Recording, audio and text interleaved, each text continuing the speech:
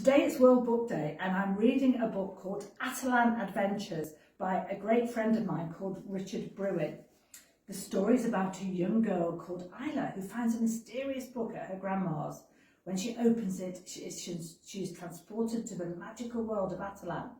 In this extract, she's just arrived in Atalan and has encountered two unkadunkies. They are the elf-like characters who live in the forest. That must be it, she thought to herself. She must have sat down to read it on Grandma's favourite comfy chair and fallen asleep. This must have all been a dream. Isla rubbed her eyes, but she reopened them again, and rather than being stood in Grandma's back room looking out over the fields, she was still surrounded by trees in this mysterious forest.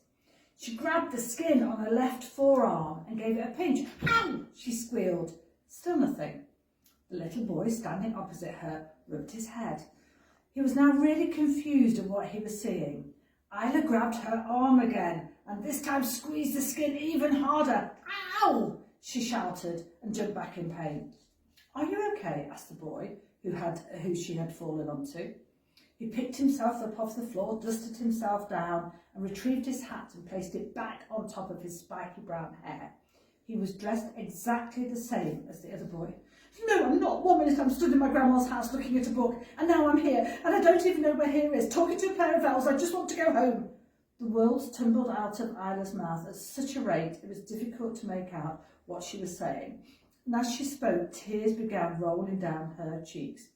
Elves? Do we look like elves?